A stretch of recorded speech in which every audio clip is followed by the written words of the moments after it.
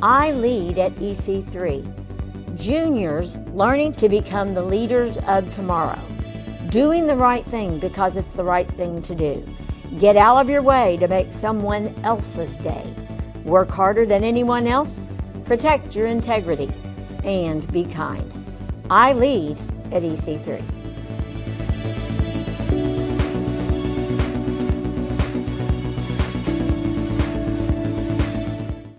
I am the Superintendent of Hardin County Schools. I tell you that because they tell me I need to. This is my 33rd year in Hardin County. I started as a special ed teacher, and then a regular ed teacher, and then an assistant principal, director of elementary curriculum, and then superintendent. So I didn't start here and immediately go here. There were a lot of steps in between. This is phenomenal to be with this group today. You're going to be doing a lot of talking and sharing with one another. The first thing I need you to do, in case you haven't done it, is on the sheet of paper I gave you, I wanted you to choose a different colored sheet of paper that reflected to you, and I want you to put this piece of paper someplace where you can occasionally come across it. Because what I want you to do now is inside the book, and this is my favorite kind of book, because it's very short, very sweet, and you really don't have to read all of it, okay? You don't have to read it from front to back. But if you look on page 25, it starts with all the different strengths that you may have. So I want you to find the 5 strengths that you found through doing the Strengths Finder. And I just want you on the sheet of paper that you have, I want you to write down your 5 strengths. And then I want you to write just a couple of words that tells you what that means. What does that say about you and what your strengths are? So your 5 that you have, and then look them up inside the book and tell me what that says about you.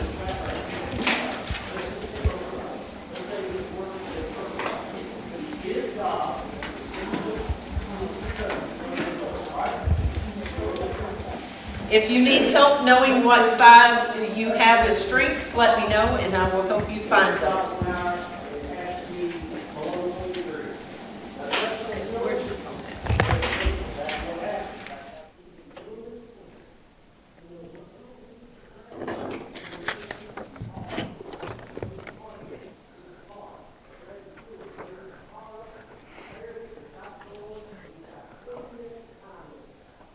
And again, you're just writing a couple of words to help you identify.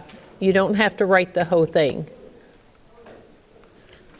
All right, if you're still working, go ahead and your colleagues around you can take a look at this. What I want you to do is to look up here at what's on the overhead, and I want you to share in your group, what does this picture say to you? So if you can't read it from the back, for a fair selection, everyone has to take the same exam. Please climb that tree. So in your group, talk about what you think of that picture and what it says to you. And we will start with the person who is sitting closest to me. So look at your table, figure out who is sitting closest to me, and that is the person who is starting. Does it seem right? Seem fair? Seem like the best way to do things?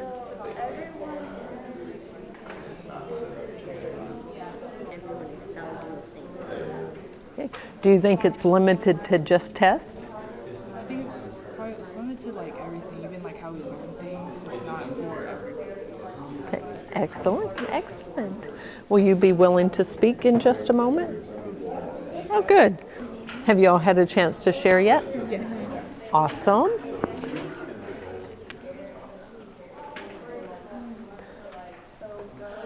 All right, if you would listen to a couple of your colleagues, because I'm going to come to you next, okay? My fault. Listen to a couple of your colleagues of what this says to them. To me, what this was saying is like, especially like in school and stuff, like we all take the same type of classes, we all have the same type of way we're taught things, but it's not for everybody. Like for this exam, it's saying everybody has to climb the tree. Well, that fish is not really going to be able to climb the tree because it faces its own challenges. So we all have our own challenges. So it should be like formed around what our strengths are and not just putting everybody at the same thing. Excellent, thank you. All right, and what did you or your table say here? We said that it's kind of like survival of the fittest. Like not everyone is fit for like everything in life, and based on your strengths is how well you will succeed in life. Right.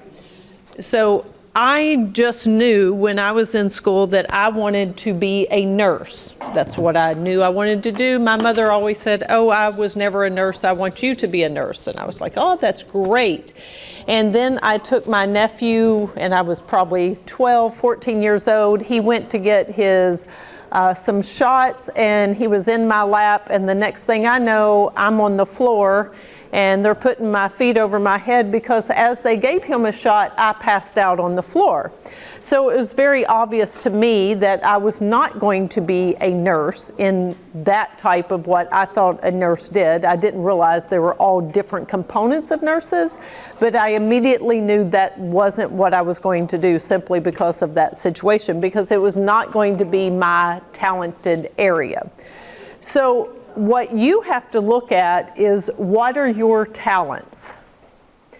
And what I want you to discuss in your group this time is, why is it important in your groups when you're working on projects and when you go to college, why is it important for you not to always surround yourself with someone who has the exact same talents? Why does it benefit you to surround yourself with people with different talents? And this time I want to start with the person who has a birthday closest to today speaks first. So figure out very quickly in 10 seconds or less who has the birthday closest to today. And by the way, you can go backwards or forwards. If it is your birth date that is closest to today, raise your hand when you figured it out. Awesome, that's the person going first. Please share why it benefits you to be with people who have different talents. You can learn those things, you can get good at those things, they can get good at the things that you do, and you can all grow collectively, and you can compete within each other and grow up everybody else. Excellent. All right, listen to your colleagues and what they are going to share that they discussed at their table. I'll let you take it. Okay.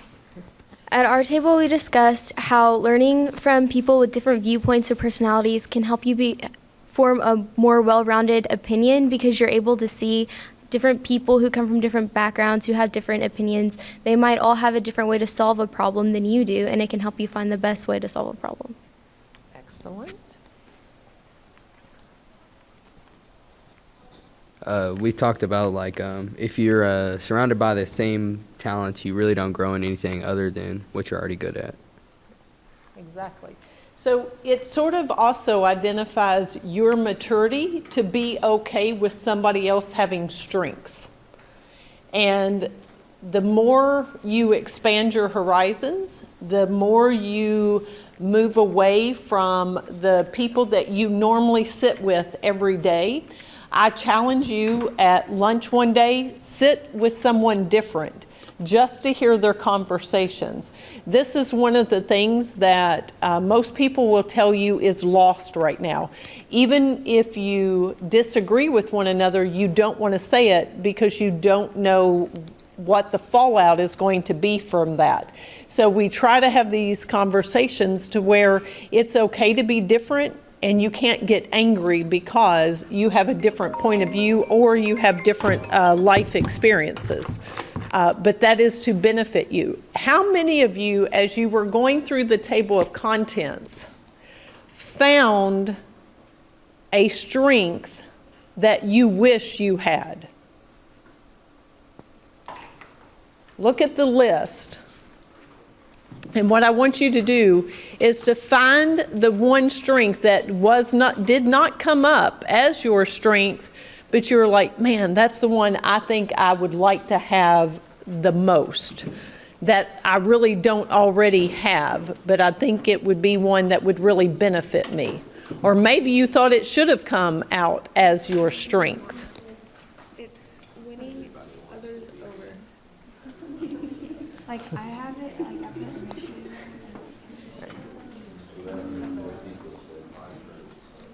All right, listen to the one that she wished she had. I asked you, right? Yes, ma'am. Awesome. For the one that I wish I had, I would use positivity, because I think a lot of times when like a situation or something happens, I'll not think about like the bright side of it, and I'll just focus on the negatives instead of looking at the bigger picture and how it could benefit me in the future. Excellent. Excellent. Is that one you can work on? Yes. Yes.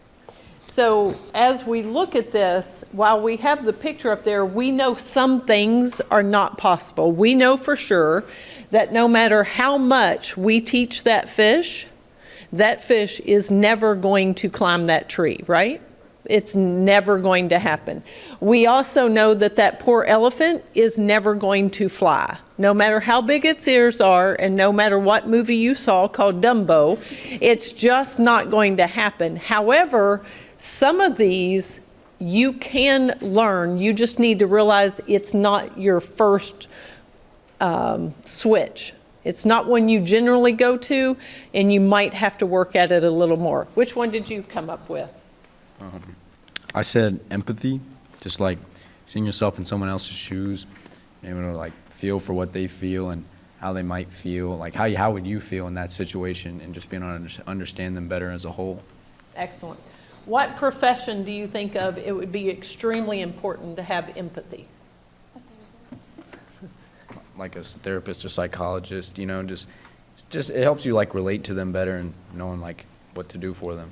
Absolutely, absolutely. And quite honestly, probably any position you go in other than being maybe someone who lives in the basement who has no relationships with anyone else, empathy is a wonderful thing, because it doesn't mean you have sympathy. It doesn't mean you don't have expectations. It simply means you can say, I see where they're coming from. I understand because of maybe their life experiences, they think this way, but I think differently.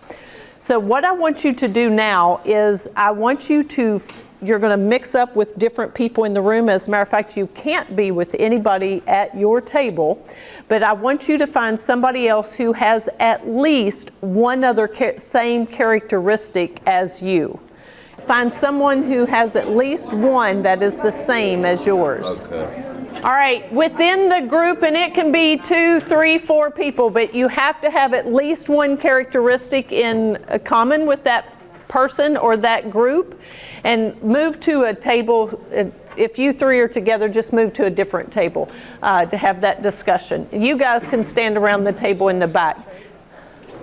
What I want you to discuss in your group is, how does that trait benefit you, either in school, family, church, home? How does that benefit you? So who is somebody who has woo? W-O-O, woo. And that stands for winning others over. So if I were thinking about that, Mr. Thompson, what would you see as the benefits of having woo? Able to make friends or kind of fit into any situation. If I needed help in math, I would probably find one of the smartest people in the math class and try to win them over as a friend so that I could get extra help. Very strategic thinking there, but that helps people in life in general. It also probably helps you with your parents to be able to win them over to your point of view. So I'm going to ask you to discuss in your group, what is the one characteristic you have in common, and how does that benefit you? Is that the one you all had in common? That's the one I had in common with him. I didn't have like none. Are there any others? No. How interesting is that? Groups over there. I think woo anyways. All right, hopefully you have had a chance to discuss. I'm going to ask Catherine and Reese to share how they found how they found that these work for them. So tell us the characteristic. We both had discipline, and we like realized that we're both very structured. Like we keep a daily plan, or like we make sure that we get all of our things that we need to get done completed. But we also talked about how like it works with like our future goals as well, because we like work to stay on that path to achieve the goal. Excellent. Do you have anything different? No, that was pretty much it. Awesome. All right, we have two people here who have. Woo. Chad and I had woo. Woo. I think it helps a lot. Like, that's how I met Chad, actually, last year in science. Like, we just approached each other. Because we were the most probably extroverted people in the class. Like, everyone else would just sit back and, like, not do anything. And then we started talking, and then, like, we got a lot closer. And then here we are now. Awesome. Do you have anything to add? It really, like, helps you to reach out to people, you know, like people whom you might know might not, like, have help, you know, and have a connection. Have a connection with. All right. What were the other ones that people had in common? What did you all come up with over here? What was your common? We all had competition in common, and you could apply that to a lot of things in your life. But like for us right now, we're all in this program, and I mean, this is a pretty competitive program. We can be competitive within ourselves, and the fact that we competed with like other people in our school just to get in this program at all. And in life, you know, like if like whatever job you have, you can compete to move up against everybody else, you know, you just want to win. Yes. There is a great place for competition. Not in everything, but in a lot of things. All right, what did you all have? We're two. Okay, I'm going to ask this group here. What did you all have? We had. Which one do you want me to use? I was in both, really. Use the one you used with this group. Okay, yeah, we used competition. Competition as well. What did you say is the advantages of having that skill? Like competing, like whenever, whether it's like in life or anything, like, You always want to like try and do better than like what you did before, or like do better than someone else so you can like achieve more in life. I really appreciate that you brought it, competing amongst yourself, because if you play, and I hate to use another sports analogy, but golf, while you're competing against anybody else, nobody's playing defense against you. It's you and, you know, this little ball in a, you know, a little bit bigger hole, and yet you still find yourself competing against yourself each time, even though there's a bigger picture there. What did you all have?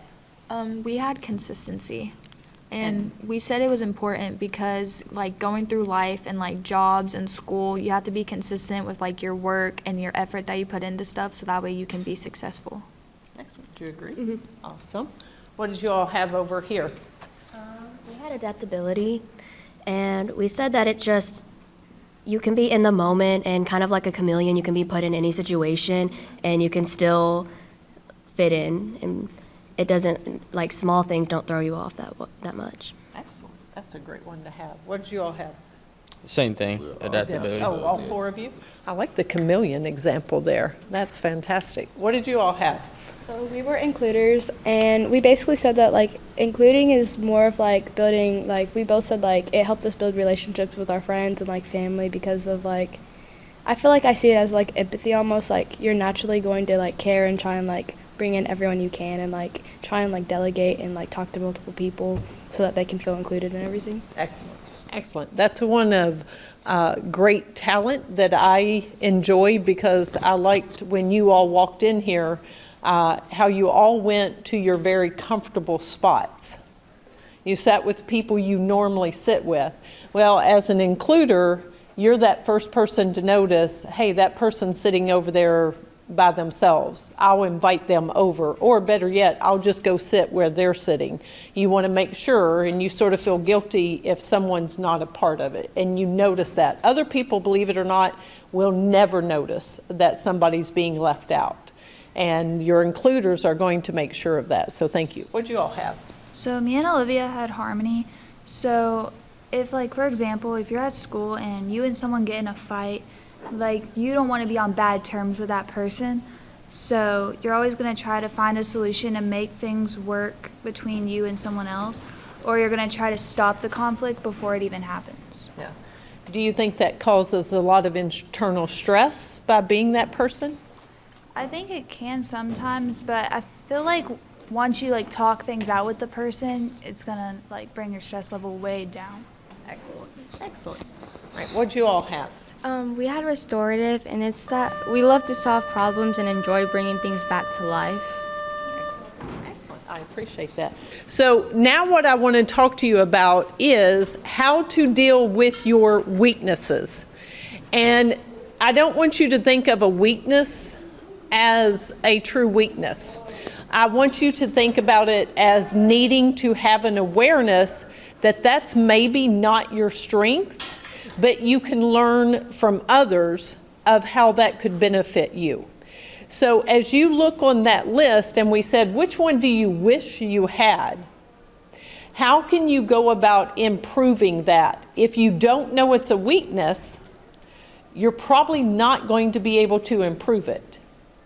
And if you were to take these and they scored you from 1, how many strengths were there? 35?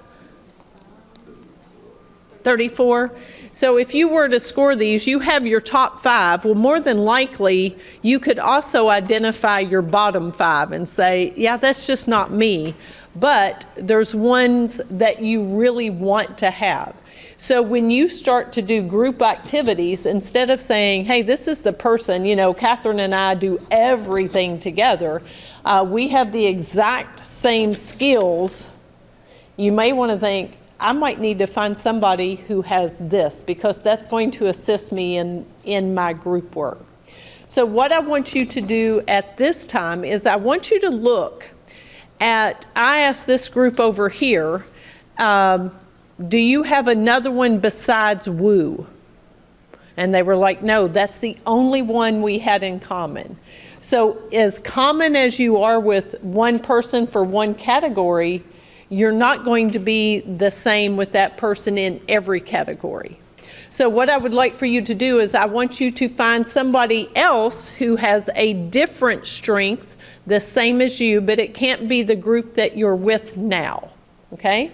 So find a different strength that you have with someone else.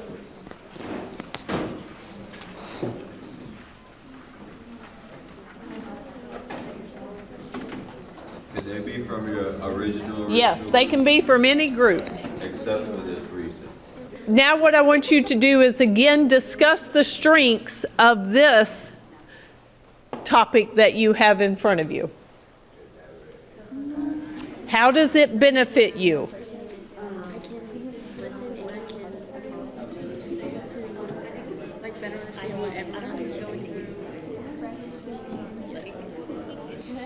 All right, listen to your colleagues, because this at a later date may help you find the area that is not a strength for you, but it's a strength for them, and they can bring assistance to your group. What'd you come up with this We time? had developer, and we said that we love to challenge others and help them grow, because there's always room for growth and someone is always growing. So we just love seeing that. Excellent, excellent. All right, what did your group come up with? We had positivity, and it just helps us. We can see the good even whenever, if something that's not so good happens, you can just move on and see that there's still good to come. Yes. Who was the person who said they didn't have positivity and they wanted it? McKenna. All right, McKenna, you know which group to come with now, right? Yes, I need to. Excellent. All right, what did you all come up with? We have communication, and we said that we like communicate with like our expressions and stuff with other people to better understand what like everyone else is going through, or like struggles that people may be having in life. Excellent. Excellent.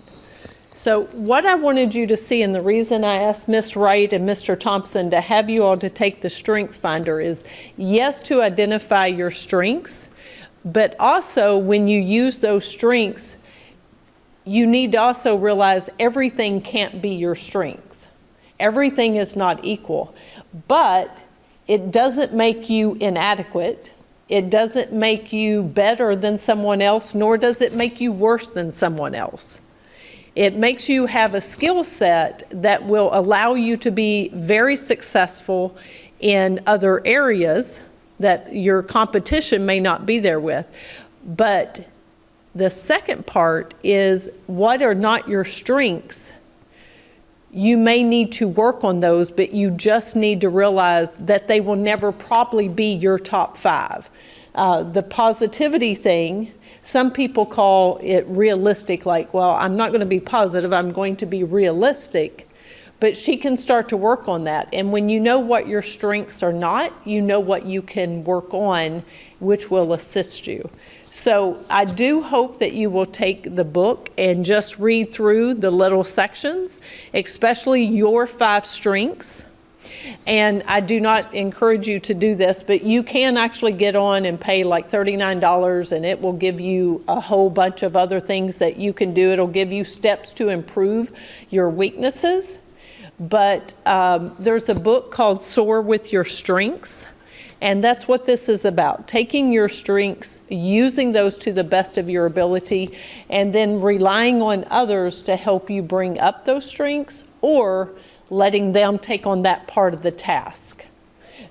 Some of you had organizer, developer, and so visionary, futuristic, and some of you did not. So as you look around the room, just realize as you go through this world, as you leave EC3 and you get to a bigger picture, everyone you come in contact is going to have weaknesses compared to you, but they're also going to have strengths compared to you. So hopefully you will have that,